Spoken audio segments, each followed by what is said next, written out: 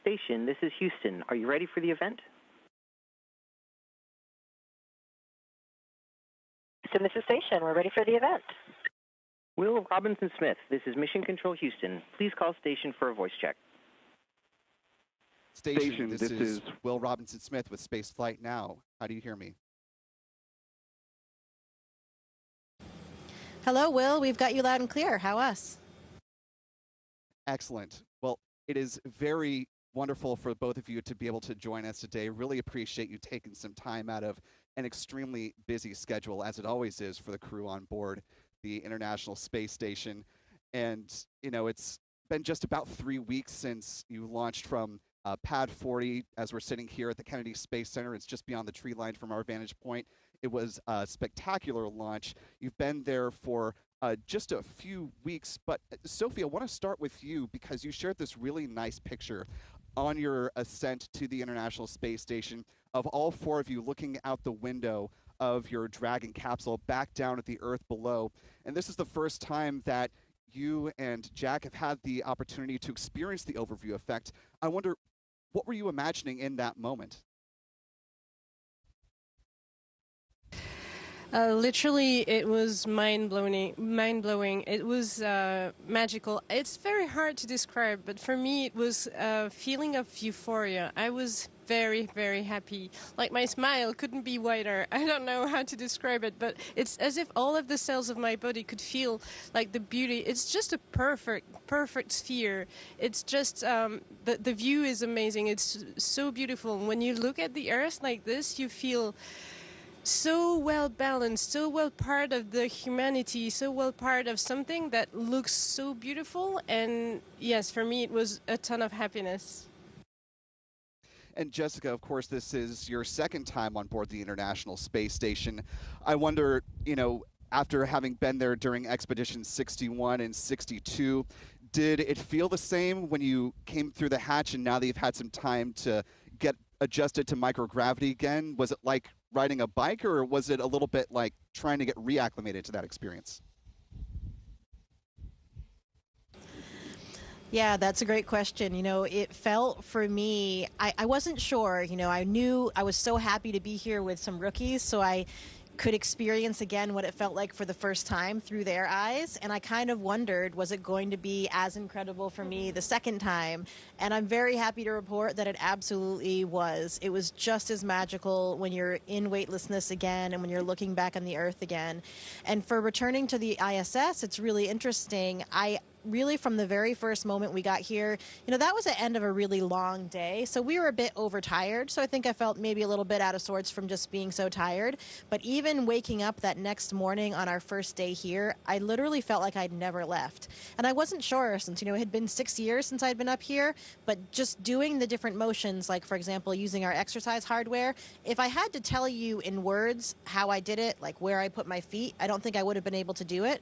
But as soon as I got back onto the machine, my body just remembered everything. You had this kind of muscle memory. And so, yeah, the whole time, all 19 days since we've been up here on ISS, it really feels like I never left, which is a really wonderful feeling because the second time, you already know all the little nuances, how to live and work in microgravity and the little nuances of space station. So it feels really great to come up here kind of already knowing that. And then also, especially to be useful to these guys in helping teach everything about space station, just what it's like to live and work in microgravity. So it's been incredibly rewarding from that mentoring perspective as well. And Sophie, in speaking with some French media recently, you described acclimating to microgravity like being a fish in water, like it was just effortless for you. Do you point to your background as a helicopter pilot or some other part of your training that you feel may have contributed to being able to adjust to microgravity as comfortably as you did? You know what? That's a very interesting question, and I don't think anyone will have the answer at any time. It's for me, I was prepared for the worst. I mean, as a test pilot, you always prepare for the worst, and then as soon as you're ready, you know how to handle every situation. So I prepared for being very sick. although nothing like this happened. So I think I would say it's a bit of a luck, because you know, when I was a little girl, I was very sick in the cars all the time until I was a teenager. And then later on, after being a teenager, I was never sick anymore. In helicopters, never sick. But space motion sickness is described to be very different from all the motion sickness that we have on Earth. So I thought that I would be prone to space motion sickness, but I mean, I had a good surprise, and I think it's basically luck. I don't think if any researchers has found some, direct correlation between people having motion sickness on Earth and motion sickness in space. So it's, being lucky. Yeah, I'll add to that, seeing different people come up here. There are some people that seem incredibly comfortable from the start, and Sophie was definitely one of those people. I felt that way as well, just really kind of feeling at home. But like she said, it's really just the luck of the draw. There isn't a correlation between people who experience motion sickness in the ground and space motion sickness up here. And, there's so many individual differences in physiology that the experience is different for everyone. Absolutely. And, we're here at the Kennedy Space Center, so apologies if some of the vehicle assembly building announcements are bleeding into my communication with you here. Speaking of vehicles coming and going, it's been a busy time at the International Space Station. We are about to see, coming up later today, I believe, the unberthing of the HTVX vehicle from Japan, and you just saw the departure of the Dragon spacecraft CRS-33 that undocked and headed back to Earth. You mentioned working out a little bit ago. I was listening back to the CRS-33 undocking, and I picked up on an interesting call where they mentioned to not do any exercise about 5 minutes before the undocking sequence began. So, Jessica, can you bring us into the moments when you're getting ready for a vehicle departing or coming? What's that like on station, even if you're not the astronaut who's actively monitoring it for the ground?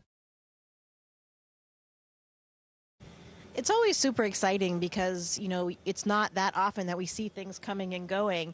And it was very strange for that Dragon experience for us. I, of course, had other visiting vehicles from that first flight that I had. We had a lot of visiting vehicles then. But this one, we never had any Dragon, of course, any Dragon crewed vehicles. So this one was interesting because we actually went into our Crew Dragon to watch the departure of the Cargo Dragon. We are up on the Zenith port, and the Crew Dragon was on the forward port. So we had a really nice view through those windows. So actually the entire crew went down there to look. We had some cameras going to get a time lapse and some still images of it happening. But it was kind of surreal to think just, a few hours before we were inside that vehicle, packing it, putting all of our things in there, and then sealing it up, and then watching it take off from the space station, detach and depart. It's a really cool thing to witness. I can only imagine, and you shared some really nice photos of it on your social media. So if folks haven't seen it and want to see what Jessica's talking about with the departure of Dragon from the Crew Dragon perspective, there are some great photos of that there. Going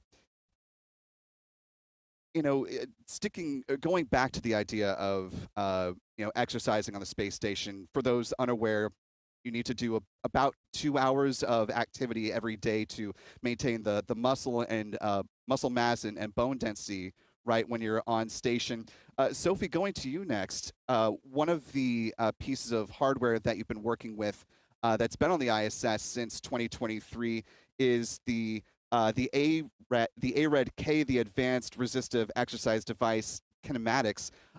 Given that that's one of the experiments that you've had a chance to work with as an athlete yourself, I wonder, how has that been? Given also that it's had now years to collect data, what are we learning about physiology through exercise devices like that that can be fed into further and longer space exploration for humans? Yeah, it's a very interesting experiment. I love it because first I love all sports exercises, and when it's about physiology and learning how to be more efficient for movements, it's great. So ARED-K kinematics is a study about the physiology and the kinematics of all of the movement we do on the ARED, so the resistive exercise device that we have on board. It's basically a weightlifting machine.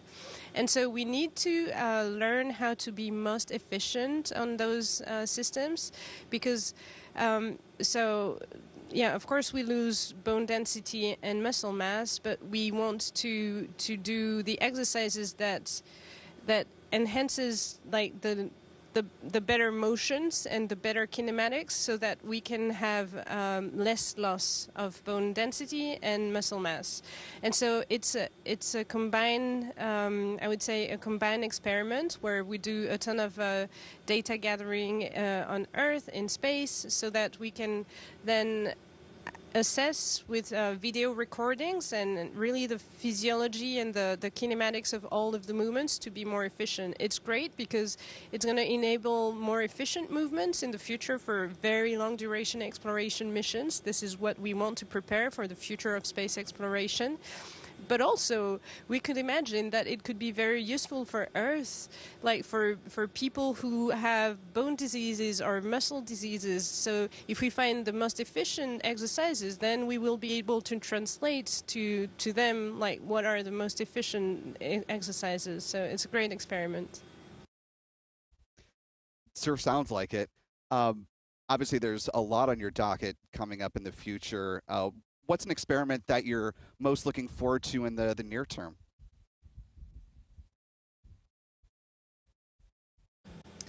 Well, we've already been undergoing several experiments, especially the physiology and medical experiments, and that's because, of course, we want to collect data before the mission and then very early on in the mission so that we can compare what's happening when our bodies experience microgravity. So as a physiologist myself, of course, I get very excited about the physiology studies, and you want to collect data points at the beginning of the mission, at the middle of the mission, and, of course, toward the end of the mission to see how your body's adapting. And then, of course, that very, very critical point right when you get back to Earth and experience gravity again. So one of the experiments that we're doing is called venous flow. And this is a very important experiment physiologically because we have found some evidence of blood clot formation in microgravity. We're trying to understand more the dynamics of blood flow and why that's happening. You know, in microgravity, we have this upward fluid shift where, of course, on Earth, gravity is pulling all of the blood down toward your feet. So you have this distribution of blood flow from your head to your toes. And when we get up here and we don't have gravity, everything kind of shifts upward.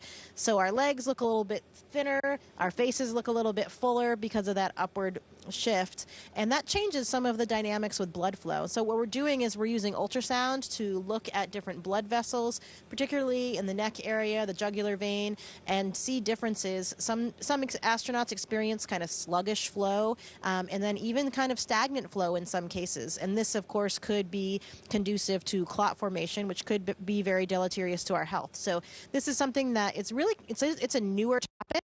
We weren't monitoring it for it before, so I think just like anything on space station, you know, astronauts have probably been experiencing it without symptoms for a very long time, but we just haven't seen it because we weren't looking for it or measuring it. And so this is one of the newer things that we're looking for, just an example of one of the physiology experiments that we're doing now. Yeah, and I could easily see how learning more about blood clot formation could easily translate to us here on Earth. So we're all very glad that we have wonderful folks like yourselves to do that work in space and allow that to translate out to the rest of us that never, unfortunately, have that opportunity. Speaking of opportunities, Jessica, I noticed some photos that you posted that were captured by your NASA colleague, Jack Hathaway, as you were, as you said, quote, in your happy space, getting your spacesuit ready for an upcoming EVA.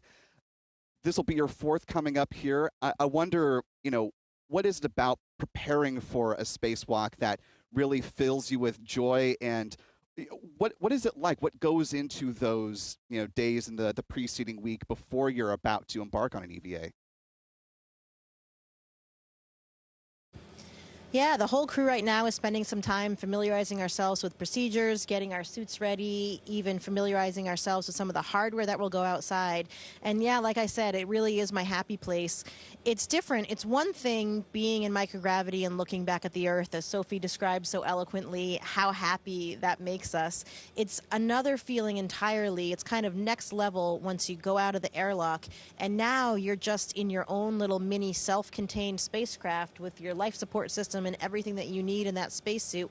And now you're looking back at the Earth only through that thin visor instead of, in a larger volume looking through a window. So it feels very different psychologically, mentally, and, physically too. And it is absolutely magical. I'll never forget that first feeling. So I'm very, very much looking forward to doing more spacewalks. We've got a couple coming up here, and the crew is, getting ready to do it. Playing with some. We actually just had a session where we were putting together, assembling some of the bits of hardware that we'll be assembling on those first spacewalks for the IROSA prep, getting ready for the upgrade to the solar panels, the IROSA panels that will augment the existing solar panels on the space station. But truly magical. I hope my whole crew will get the chance to go out the door and feel that feeling, because it is truly spectacular and a highlight of the mission. Absolutely. And we're waiting to hear more about the upcoming EVAs, and very excited for all the participants in those. Sophia, a bit of a what if question, if I may, for you. In the timeline where Crew 11 had not returned early, and those two EVAs, 94 and 95, had happened back in January, were there other EVAs that you and Crew 12 were training for that may still happen during your time on station, but just moving a little bit further into the future? Yeah, so on the ground, we trained for a whole variety of EVAs. First, there are those contingency EVAs where every crew member trains for those. Basically, if it's there, this training is there so that we are ready in case of an emergency, a contingency happening, and us needing to go out the door to fix something on station. So we were training actively for those, and we also were training for some other bits and pieces of different EVAs that could come in the future. For now, the plan is not fully determined, and people are still working on those, but we have trained on all of the critical steps are of those upcoming EVAs, and then we'll see what the future holds for this. Of course, we're all very excited to get ready for this and to work as a crew to make those EVA happen. It's a big moment for the whole crew. I would say it's even a sort of an adventure among the biggest adventure of coming to space. Yeah, it's never a small thing when someone goes out of the airlock there.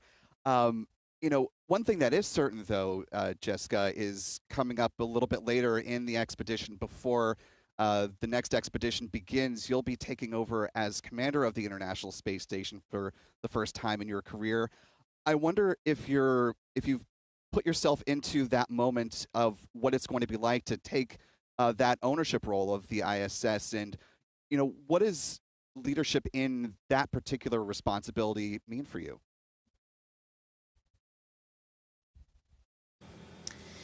Yeah, this mission was a big deal for me, first of all, because of being commander of the Dragon crew. That was my first command role since becoming an astronaut. And then, as you mentioned, I'll take over for the space station as well. And I think the most important aspect for me has been the one that I mentioned already, and that is the mentoring aspect.